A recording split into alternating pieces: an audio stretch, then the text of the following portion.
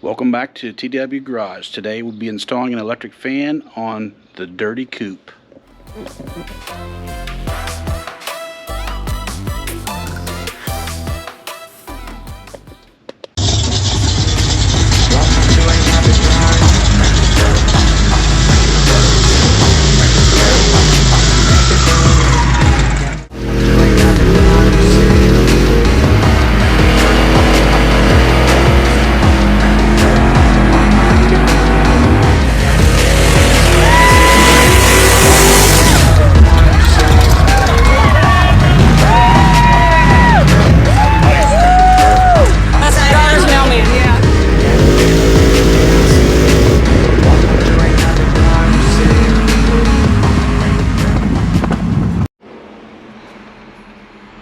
Okay guys, you notice that this car here doesn't have an electric fan on it just yet.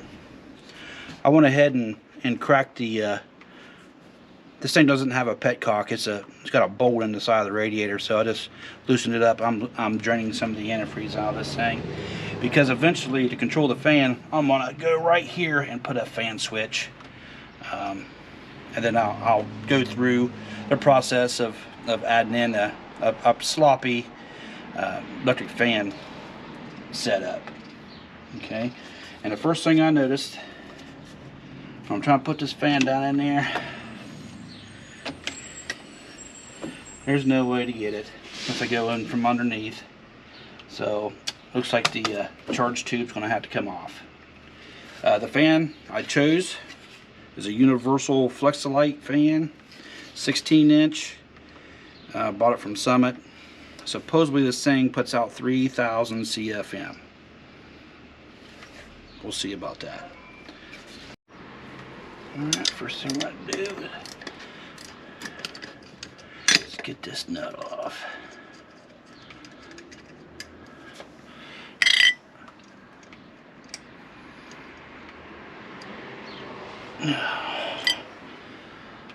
Alright, that's loose. Charge pipe.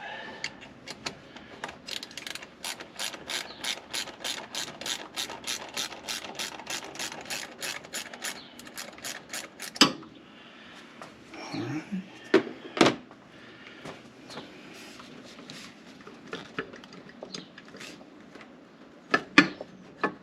That's like a little tight. Come on, little buddy. There we go. That wasn't too bad. I think I'm gonna leave that piece covering the carburetor.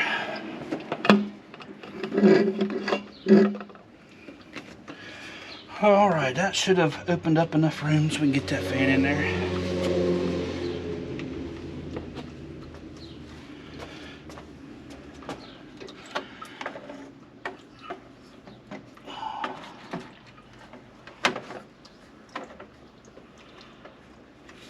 Yeah.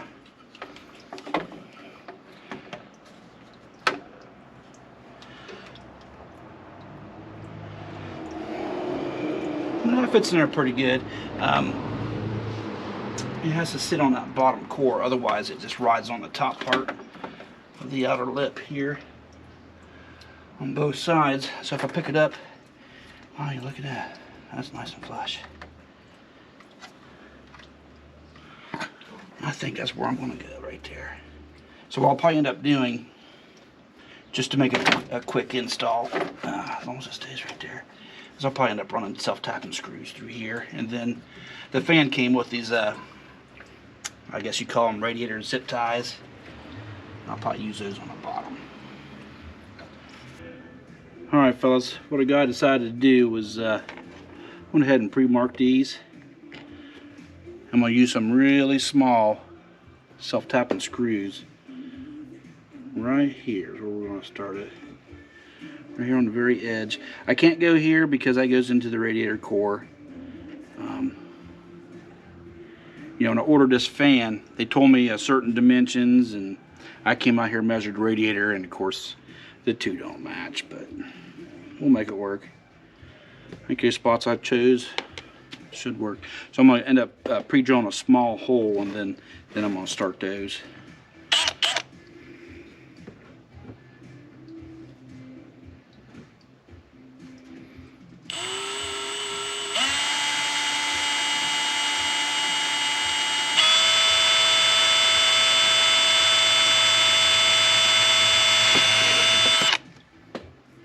going nice and slow. I don't want to crack that plastic.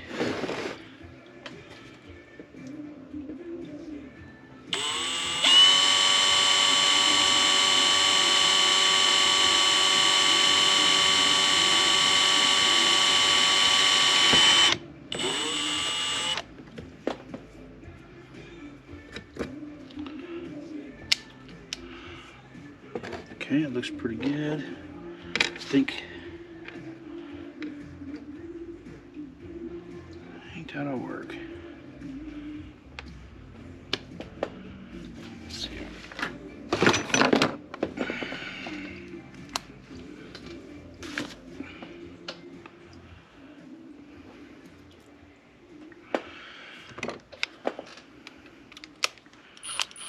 Yeah, so what a guy's thinking is going to go ahead and start these, and then when I put them in the car, I'll be able to drill them in the radiator. Again, I'm going to go nice and slow. I don't want to crack this plastic.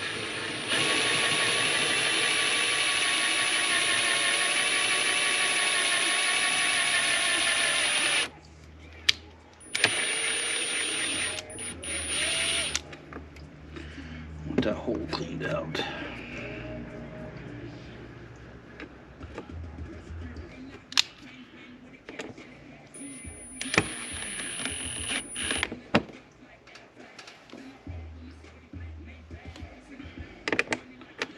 Alright, and then we'll grab another screw.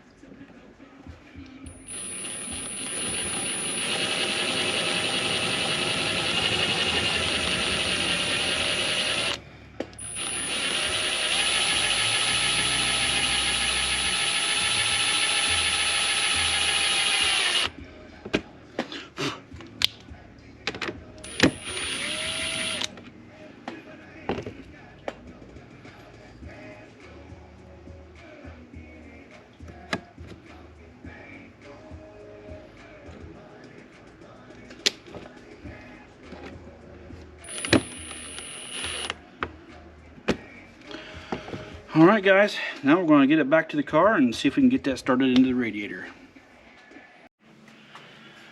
Alright, I got the fan back down in here, and I end up zip tying it right here so that way it'll help hold it while I sit there and drill it. Looks like we're going to be doing pretty good on the locations. But one problem I do have is this. I can't get in there with this, but I do have something that might help. I haven't used it that much, and I'm hoping it helps me out here. It's this little 90-degree adapter I got from Milwaukee.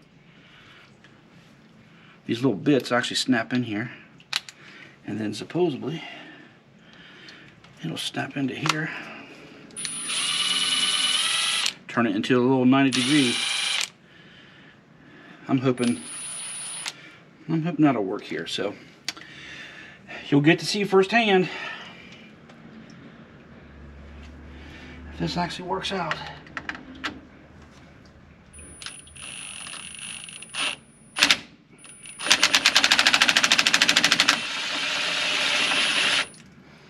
Thank goodness that started before that slipped.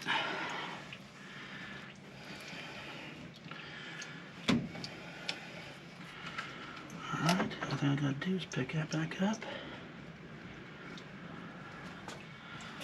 Well, other than that slipping off there, it's worked out pretty good.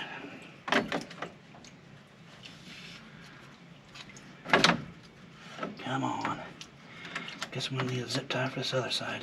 But I got no place to zip tie it to. I'm gonna have to hold it, well. Alright guys, hopefully I got it here.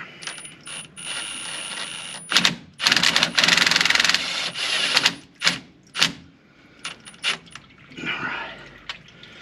I'm gonna do the rest of that by hand. I'm gonna finish this off by hand. Sometimes those power tools can never do it.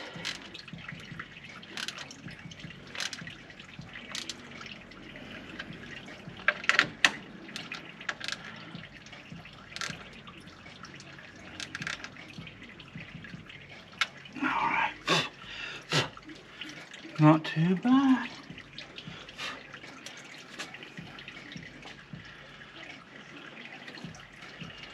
Alright, now the next part would be to attach the bottom. With the fan, it came with, if you've ever installed an electric fan, you've probably seen these. It's like a one-way zip tie. It goes through the radiator core. And then you put these little plates on to cinch it up. We'll see how these work. Hey guys, I'm just under the front end of the car, putting in the bottom zip ties.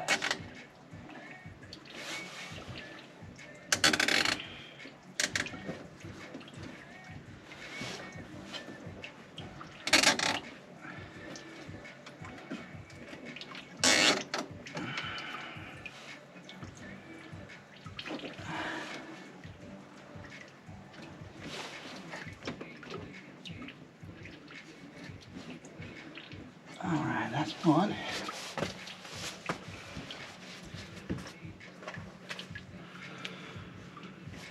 I'll cover it up the second one here.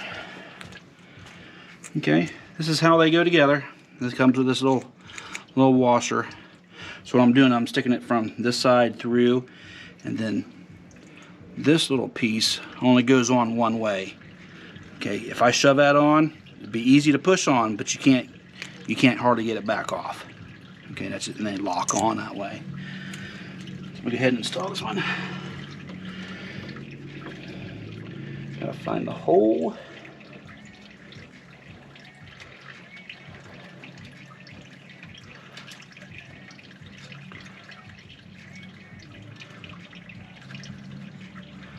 There she is.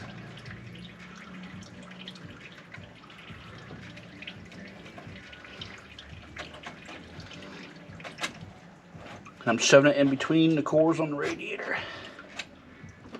And of course, my mitts can't get down in there, so I'm going up underneath the nose. Okay guys, we're up under the car. I'm just up under the nose. Here's the zip tie that came through the radiator. And again, that's the piece that goes on the back. You just shove it on.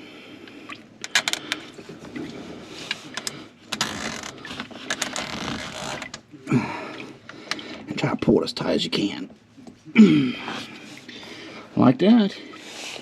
She is installed. Get you up in there. See how those go? And then when you're done, you can snip them off so it'll look a little better. Alright, I think I drained enough coolant out. Go ahead and tighten this out. I'm not trying to drain it all. Just enough to get coolant out of that water neck. Get that nice and snug. Alright, I'm gonna try to break this loose. Yeah, Jeebus.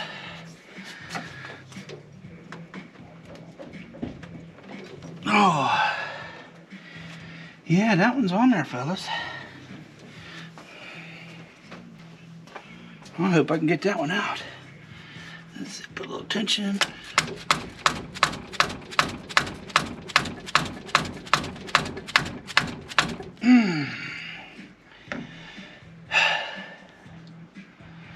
Well, that figures.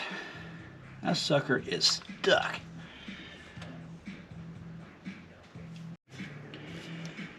Alright, change tools. I'm gonna hit it with this little impact first before I start to go with the big one. Sometimes this little booger here will surprise you.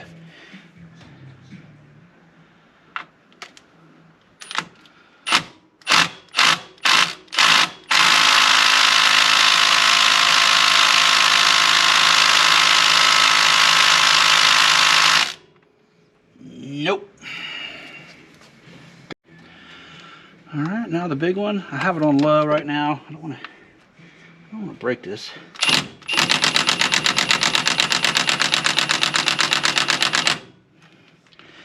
Yeah, we all knew that wasn't going to work on low. I hit it with a little bit of liquid wrench.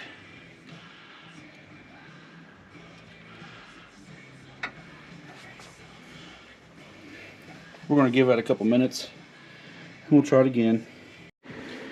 Alright guys, I couldn't get it, ended up rounding that one off. So we're going to go to the one on the intake. And I'll be honest with you, I've already broke it loose, so that's the one we're going to go for. Sometimes that happens.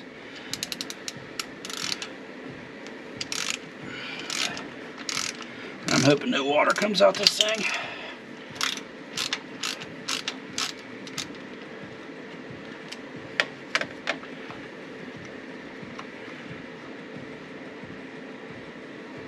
Alright.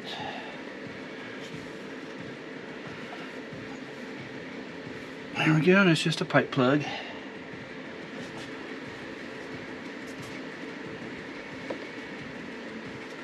What's going to go in its place is a little fan switch. Got this off of Amazon also. It's a high sport, I don't know. It's obviously China. But 11 bucks or 12 bucks, I think it was like $11.99. Just one of those cheap little fan switches. This one here, it's actually marked. It says 185 and 175. So 185 will turn the fans on. Once it gets to 175, we'll turn them back off. Let's see, I'm pretty sure we'll need a big one anyway. Yeah. Yep, so good thing it came with that adapter. You see, this one here wouldn't have required the adapter. This is actually two-piece. So I'm gonna have to put thread tape on this, on both of these, and then screw it down in there.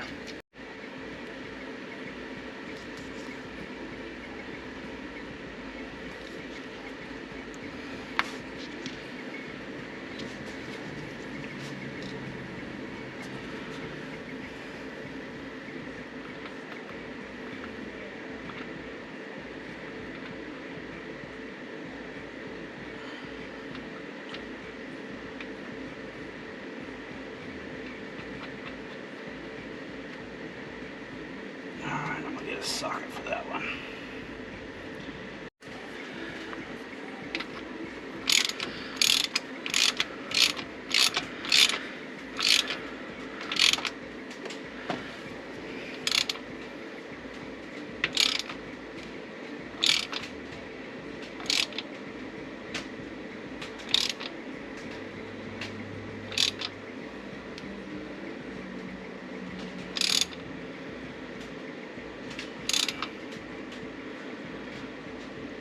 That's it right there, should be good.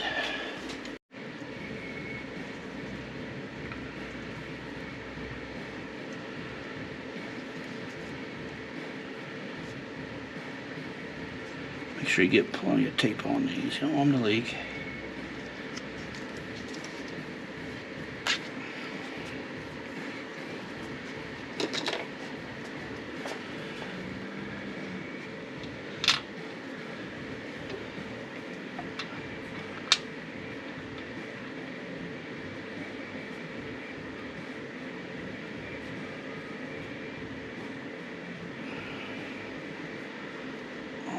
Get a socket for that one.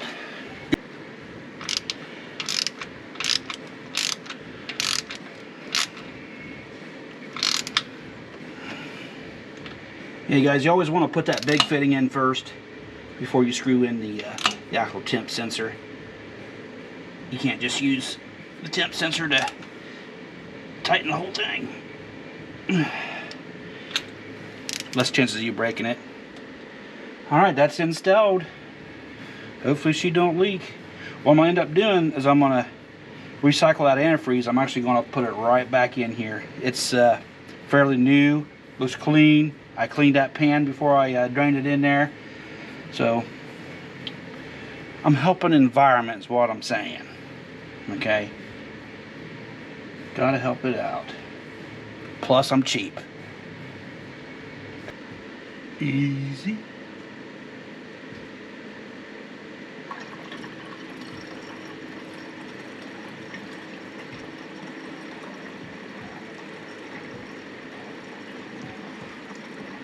Wonder what Derek from VVG's doing right now. Anybody know? Anybody?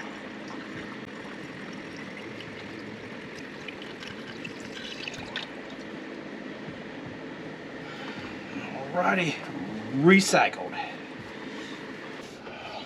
Alright guys, again, I didn't build this car, so I got to figure out how the previous owner wired this car. And I think I got it pretty well figured out. He actually removed the original starter solenoid, and he put a newer starter that has a solenoid built right on top of it. And this big red wire coming in to the engine compartment, well, that runs clear back to the battery, so that's a positive wire. And when that battery's connected, that's all time positive. So what the guy's thinking is I'm going to take some wire, and I am actually going to connect right there on top of that solenoid, and then we're going to have a full-time power wire run up here to the front so I can power the relay here, and then maybe in the future it'll power the relay for the headlights. At least that's what I'm thinking as of now anyway. Alright fellas, what I'm thinking, I'm going to put a 50 amp fuse in here. Yes, this is technically for a stereo system, but 50 amp fuse is a 50 amp fuse to me. And I like using some of the stuff that I already have. So, reuse, repurpose. I think this will work just fine. If not, I'll put a 100 amp in there. But I'm going to strip the end first. And the wire I'm using is an 8 gauge. This should be plenty big enough for what I'm going to put on it.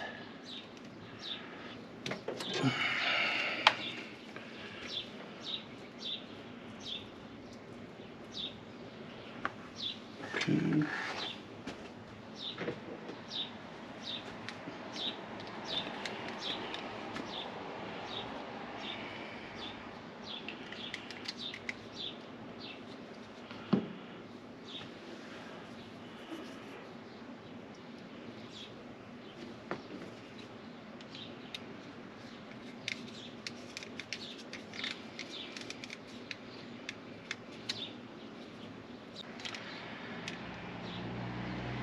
Yeah, with these style fuses, make sure you put the cap on before you put the wire. Yes, I made that mistake. And then this piece here shoves together onto that fuse, and that tightens down. And that way we're at least a little bit more safe. Got a fuse in there. Oh, yay!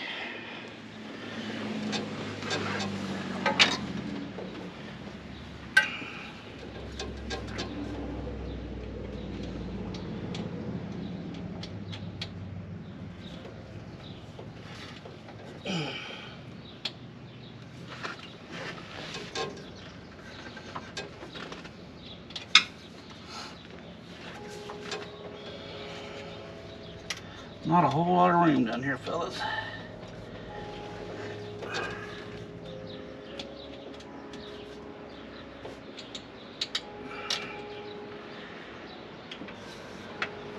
Oh, I found that there.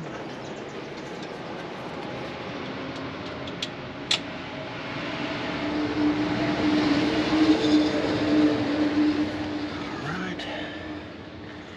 Now comes the fun part.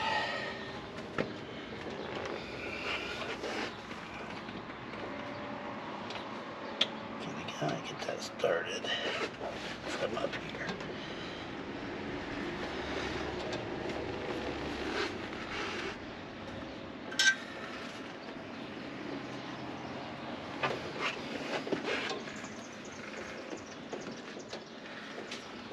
I'm really not wanting to get it under the car yet, but I know I'm going to drop this nut.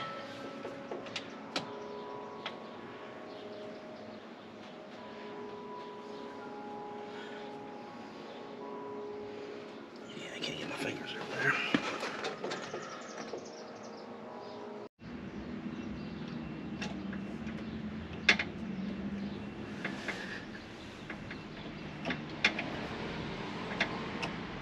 Not sure if you guys can tell what I'm doing. I got a big extension. I'm trying to get that nut started from the front here.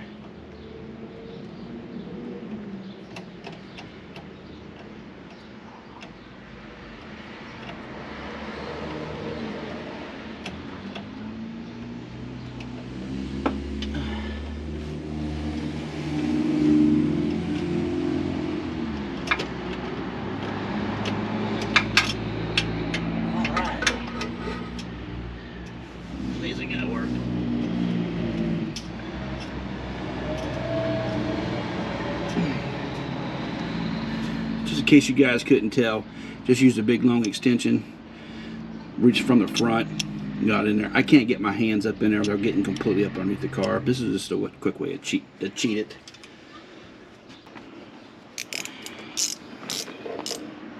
So I can get my hands in there, I just couldn't get it started.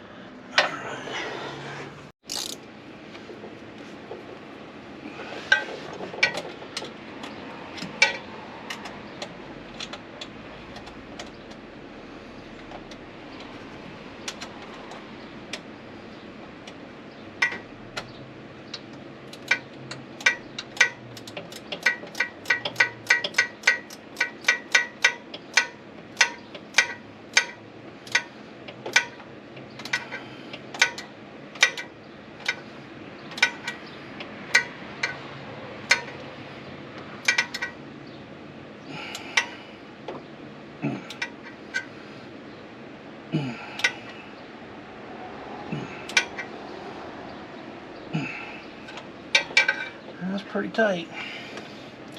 And yes, fellas, the battery's unhooked in the back, so there's no power going here, so I'm in no danger of getting shocked. So remember to put the spark plug wire back on. I'll add a few zip ties to that. All right, I have my wire ran. You can kind of see down there. Got my little fuse. Wire runs back behind the frame here, goes clear up under, and right here. Now I have this loop because I'm waiting on for a part. I'm gonna put a like a junction block right here, and that way I can tap into it later for like the headlights and whatever. This here is just temporary, just waiting on parts. They're supposed to be here today, but you know how that goes. Okay, so main power, I got it grounded right here, fan wire. So I decided against using this for the trigger wire. I went ahead, and the previous owner has one of these wired in. It's a fuel pressure sensor. That way you know when you got fuel pressure, because when you got a blow through carburetor setup, you want to make sure you got plenty enough fuel pressure. So there's a light in there on the dash, and if it shuts off, you want to get out of it or you'll end up bleeding it out and blowing it up. So I just end up tapping into that wire just for the signal to kick it on, and then the ground wire goes there to the temperature switch. So when that switch gets to 185, it just grounds that wire and kicks this whole thing on. And then when you turn your key off, if your fan's running, they'll go ahead and kill the fan also, so don't sit there and run when you're out of the car. Just quick and dirty. I got less than 15 bucks in it so far, so other than the fan. Fan was the most expensive part. I think I paid $150 for the fan, but the wiring and everything about $15. Just reused what I had. Alright, so I think the next step would be to fire her up, make sure that fan kicks on, and I'll probably end up putting this thing up on some blocks, because after I make sure everything's working and the motor's all warmed up, I'm going to go ahead and change the oil. To me, if you change your oil when the motor's warm and it's just recently been ran, it gets all the contaminants off the bottom of your oil pan, and then when you take the drain bolt out, that all that will come out with the oil. It may not actually work that way, but in my head that's the way it works. So alright, so next is going to be firing the hole and making sure everything works the way it's supposed to. Okay, complete cold start. We're going to see how this goes.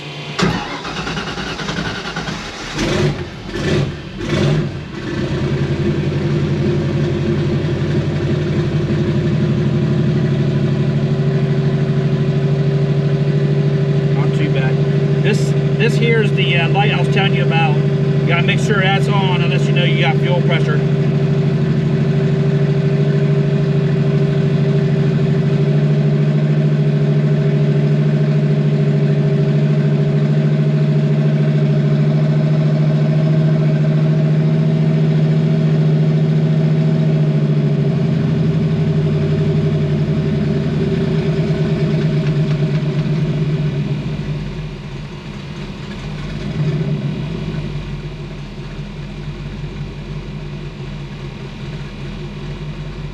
She has no choke.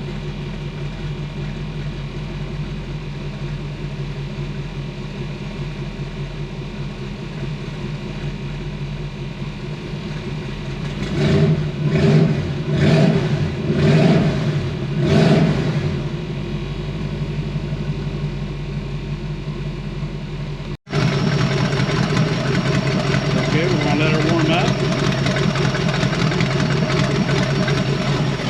Not sure if you guys can hear me in there.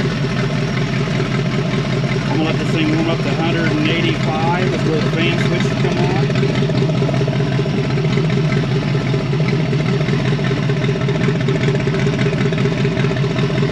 Might take a second.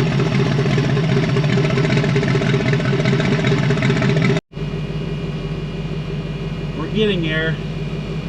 Fan switch is 185 and we're about 175. Shouldn't take too much longer.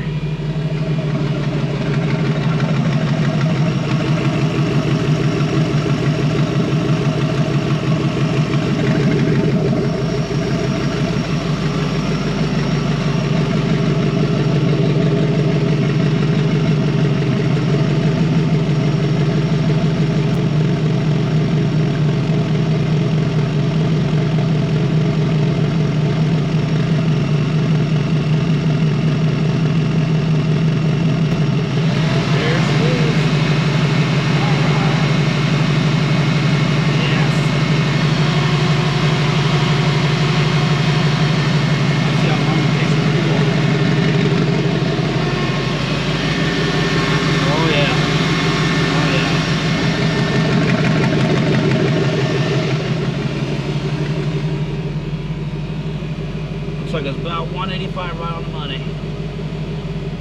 It's already coming down.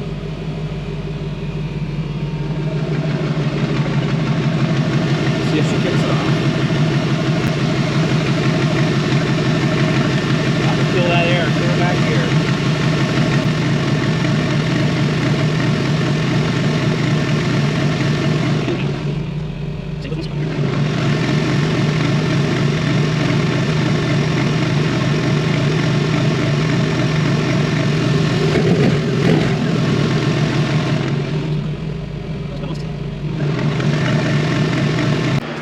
Well, it eventually kicked off, but it kicked off around 160 instead of 175 like it's supposed to, but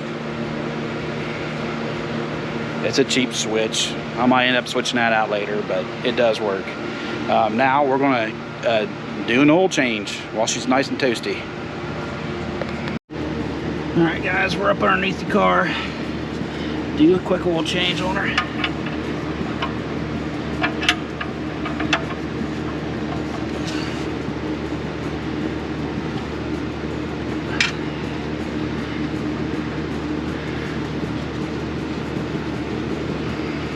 You know, guy got to thinking I might be getting thrown off because I don't think this thing has a thermostat in it.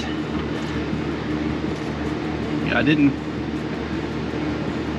build the car, so I don't know, but it acted like it didn't have a thermostat in it, so that might have been the issue. I'm probably going to end up throwing one in it if that's the case.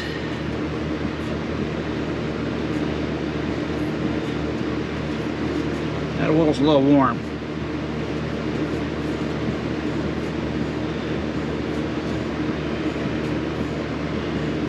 And the oil looked fairly clean, except for I just don't know. I don't know how long it's been in there. You know, the complete history of it. But it didn't look that old, so. It's just every time I get a car, I like to do the maintenance on it, so that way I know what's been done and what hasn't.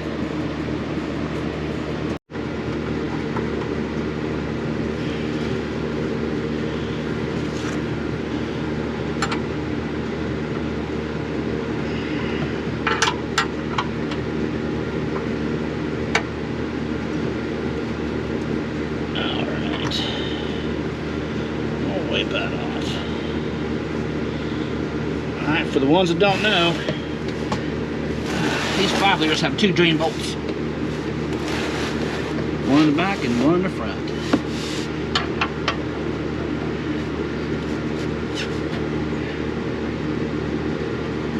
He's got so much paint on these bolts, it's hard to get this wrench on there.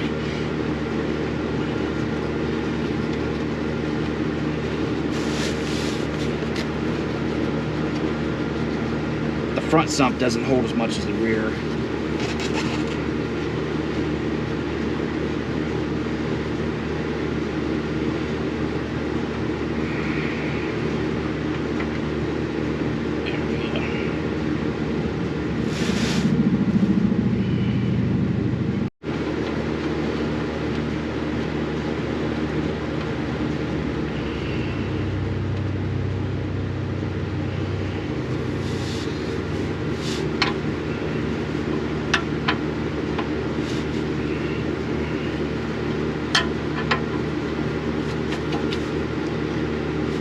Should be good.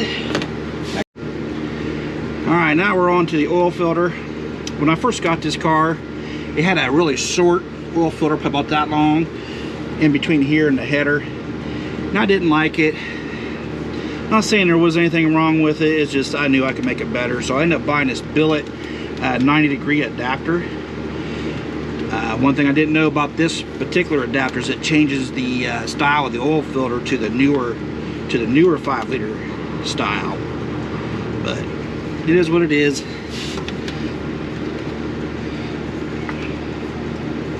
See if we can get that sucker loose.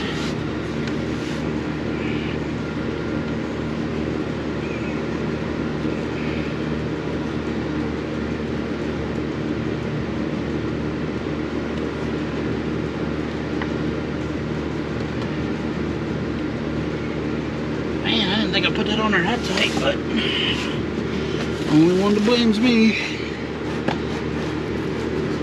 Trying to catch this oil.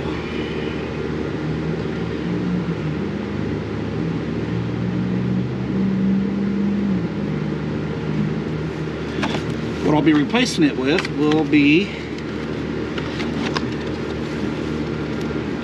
K&N, part number HP 2012. Use a little bit of that. Leave this up.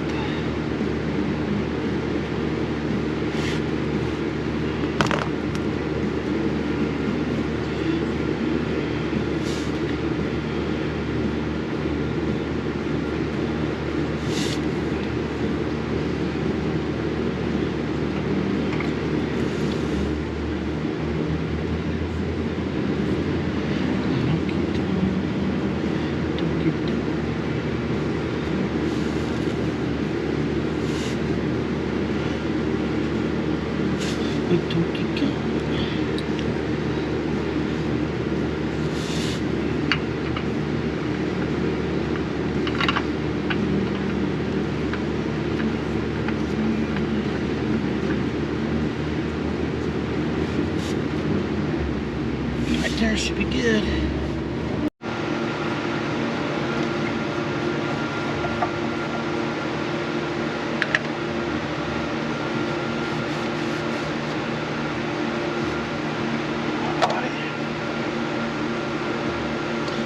Today's flavor is going to be Lucas Magnum Oil 1540.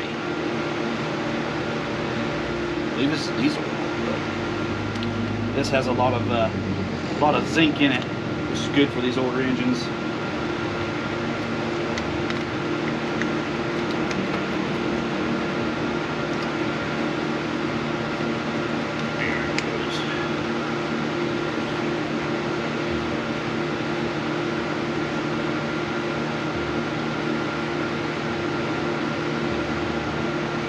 Plus it was on sale.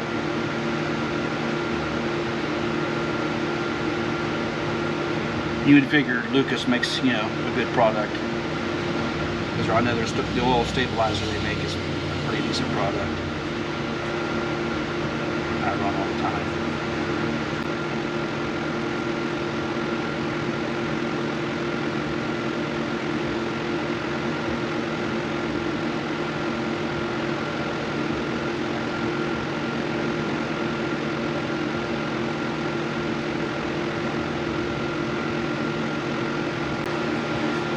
Need a quart out of this one.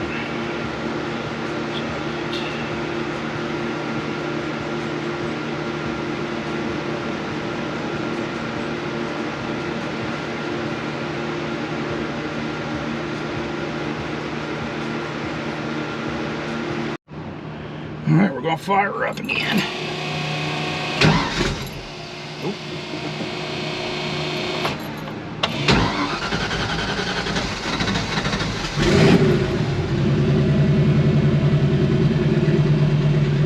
See if that oil pressure increases a little bit.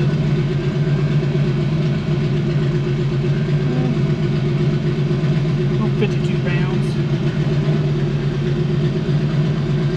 Not too bad.